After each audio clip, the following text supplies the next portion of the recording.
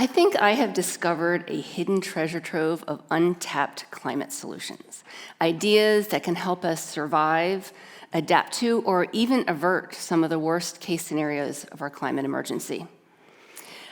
I'm going to explain this. Some of these solutions aren't in the places that you might think to look. They're not in the science laboratories or in think tanks or universities, but they're in the stories that we tell. So I'm going to explain more about this, but first I want you to come for a walk in the woods with me. It's 1983, and I am 13 years old. As you can tell, I'm very dedicated to my Farrah Fawcett hairstyle, but you will not catch me smiling. I'm hiding my braces. 13 was a really rough year. So we're going to head down a familiar path into the woods behind my house.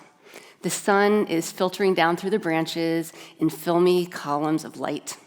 The sand and gravel is crunching underfoot, and it gives way to the soft, sweet-smelling cushion of pine needles as we get deeper into the forest. I trail my fingers as I go along the bark of the trees that I greet by name. And I don't mean oak or maple, but the names I gave them.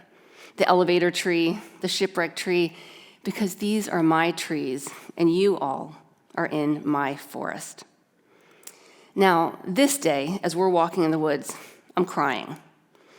Because a group of girls from school, some of my closest friends, have determined that I am no longer cool. And I find myself on the outside of my friend group, and it really hurts. So I do what I always do, and I'm heading into the woods, towards a creek bank where my favorite tree is waiting for me. Now, from the branches of this tree, a thick vine hangs down in this perfect U-shaped swing. And this is my safe place. This is my refuge, especially on bad days like this one. Now, sometimes I come out here with a book, with Little Women, Lord of the Rings, with so many Judy Blume paperbacks. And other days I come there just to think. I sit on the swing, and I kick back on my heels, and I soar out over the creek. And as the wind rushes through my hair and the sun comes down on my face, everything always feels a little bit lighter. But this day, as you and I are walking towards the bank, I stop short. My heart stutters because I see 2 lengths of vine hanging down from my tree because someone has sliced through my perfect vine swing with an axe. The air goes still, and it feels like all the magic, all the joy and comfort had been sucked out of the world, and I just crumpled right there on that muddy bank and sobbed. Within weeks, crews moved in and started cutting the trees down, including my vine tree. Houses rose up, and I couldn't do anything except stand there and watch. Now, we're going to leave that heartbroken 13-year-old version of me over here for a while. We're going to come back for her. She's going to be fine, I promise. But while she waits, I want to get back to our conversation about climate solutions. We've been conditioned to look to the scientists, the engineers, entrepreneurs, to innovate our way out of crises, like our climate emergency. And obviously, their work is vital in this fight, but I think that frame is too narrow, because innovation also happens in culture, in the imaginations of the artists, the writers, filmmakers, game designers, community organizers. I would argue that these storytellers are the hidden research and development department for humanity. Now, losing those trees when I was a child changed me, and it changed the person I became. I went on to become a journalist, an organic farmer, a beekeeper, a professor, and a novelist, all roles rooted in some way in my love of nature. I've turned to stories as a way to process and understand ecological loss, but also as a way to imagine better futures. And I'm not alone. Storytellers, especially writers of environmental fiction, are quietly prototyping countless versions of our climate future, sometimes with fantastical, vivid details. And often embedded in these stories are really good ideas, just waiting for a chance to be tested in the real world. What if the solutions to our climate crisis already exist? in the pages of the books that we think of as entertainment. I'll give you an example of a technology that leapt from the page into the real world. So in 1864, Jules Verne wrote 20,000 Leagues Under the Sea, and he dreamed up a self-sustaining, self-powered submarine decades before they existed in the real world. Writers like Verne have a long history of dreaming up ideas, of technologies, of mood-altering drugs, of space travel, artificial intelligence, that became reality. Do you remember Star Trek's tractor beam, that beam of light that could move objects in space? Well, that was actually first dreamed up by E.E. Smith in his 1931 science fiction novel, The Space Hounds of IPC. What was once the fantasy of this writer's imagination is today, that tractor beam is a real research frontier in science right now, almost 100 years after E.E. Smith dreamed it up. And that makes me wonder, couldn't scientists be looking to fiction more often to stretch their imagination, to think beyond today's current technological limitations, and to ask, without any risk, what if? What if a beam of light could move objects in space? And if fiction has already prototyped artificial intelligence and space travel, why wouldn't we look to stories as we tackle our greatest challenge yet, our climate crisis? So climate fiction engages climate science, and it invites us to think beyond our current technological limitations. It generates new conversations and opens minds. And it's not just stories about disasters or dystopias, but they're stories of resilience, adaptation, and practical solutions. They're more than warning flares from the future. There are stories that give us a vision of how we might live on a hotter, more fragile, and unjust planet. I'll give you a more contemporary example. It's a book called The Water Knife by Paolo Bacigalupi. So in this book, he imagines a parched southwest of the future. And climate domes protect the privileged few while everybody else is struggling to survive outside amid a permanent drought. And what this book does is it forces us to confront the ethics of water policy. And not by looking at maps or charts, but by looking into the eyes of the people it affects. Who gets the water? Who gets to live in the dome? And who gets cast aside when the Colorado River runs dry? These questions, by the way, are looming over the states in the western part of our country right now. And then there's Matt Bell's novel, Appleseed, in which he envisions armies of robot bees that pollinate our crops in the future when our pollinators disappear. I can't decide if that's a haunting vision or a hopeful one.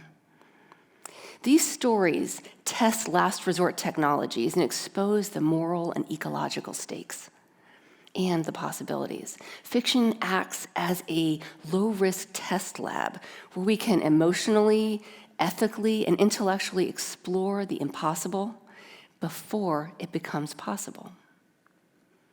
Now, if you still doubt the predictive potential of climate fiction, let me introduce you to Octavia Butler. In 1993, Octavia Butler wrote The Parable of the Sower, in which she imagined a future United States. In a climate-altered California is burning, and a repressive, authoritarian leader has taken over the United States, using the political slogan, "Make America Great Again." Now, I remind you, this book was written in 1993 about the future. But the book was set between the years of 2024 and 2027, which means that we, you and me, we are the future that Octavia Butler was writing about when she wrote The Parable of the Sower. So what if all these stories are blueprints, guideposts for our future? So climate reports and environmental data tell us what is happening on our planet. But I believe we need these stories to help us feel and understand why it matters. Fiction writers can turn 2 degrees of global warming into flooded bedrooms, into unexpected alliances and wildfires in California. And these stories really matter because they can change people. Research indicates that readers are more likely to engage in pro-climate action after reading a novel that engages climate themes than they were before they read it. And that's because our brains are wired to evolve and survive through story. Stories turned data into moral and existential choices long before we had written language or science to guide us. Stories allowed us to share information about what berries were safe to eat, how to fend off invaders. Stories protected us. They guided us. Stories move us. Charts and graphs can't do that, at least not in the same way. And that's not to say that dire climate reports and predictions don't terrify me. They devastate me. But they've never made me cry the way losing a single tree did when I was 13, because that was personal. If I had told you that a bunch of trees were cut down near my house when I was a kid, I don't think that would have moved you. It would be a data point. It's just a thing that happened.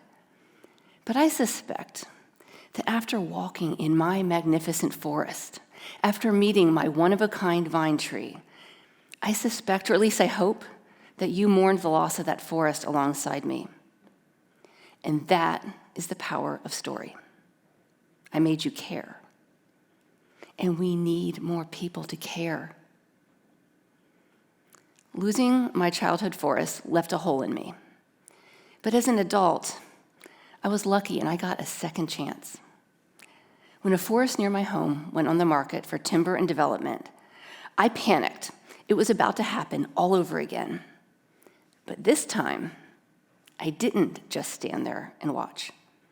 I partnered with a local business and bought the land. And we built a small farm on the acreage that was already cleared, and we protected 92 acres of forest, which remain intact to this day. Protecting that land felt like revising a draft of a story from my own childhood. It's a story that I continue to revise. In July this year, in 2026, I have a new novel coming out. It's called The Forest Becomes Her, featuring a 13-year-old girl who is mourning the loss of the forest that was behind her house. Does that sound familiar to anyone? But in this story, I made my character braver and bolder and more resourceful than I'd been as a 13-year-old. I reimagined my own ending. I envisioned the future I wanted and a future I can believe in. So what do we do with this big idea that stories, environmental stories in particular, hold power over our future? Well, for the scientists and engineers, bring climate fiction into your workplace. Think of it as a thought experiment, a way to imagine the impossible and consider the ethical and intersectional implications of climate solutions. For the policymakers out there, incorporate speculative stories into public conversations. Invite communities to respond to these fully imagined vivid futures and imagine themselves in it. For educators, you could teach climate fiction alongside climate science. You could teach it in literature courses. You could challenge your students to write their own climate futures. Can you imagine the ideas they might dream up? And for the artists and the storytellers, we can think beyond apocalypse. We can partner with science. We can dream up amazing, wild ideas that might just save the world one day, or make it a little easier to live in, or easier to understand. And for everybody else, I challenge you to notice the climate futures that you are rehearsing in the stories that you tell and the stories that you consume. Treat stories as part of the solution.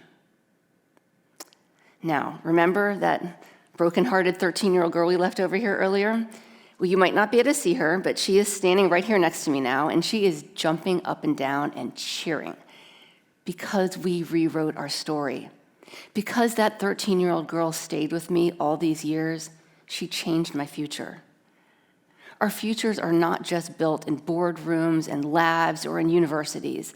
Our futures are also drafted again and again in how we live our lives and the choices we make and the stories we tell. All around us, artists and storytellers, writers are advancing the research and development for life on Earth, for your future. And sometimes the writers like Jules Verne and his submarine are a few steps ahead or a few decades ahead of the technology. But when it comes to our climate future, we don't have decades to wait for the science to catch up to the stories. We need to expand how and where we look for solutions now. So how do we do that? Well, for starters, believe the scientists and fund them. Support the innovators and the climate defenders. Listen to the community organizers. Challenge the corporations and pressure the politicians. But also, please, pay attention to the dreamers. Together, maybe we can write a future we all want to live in. Thank you.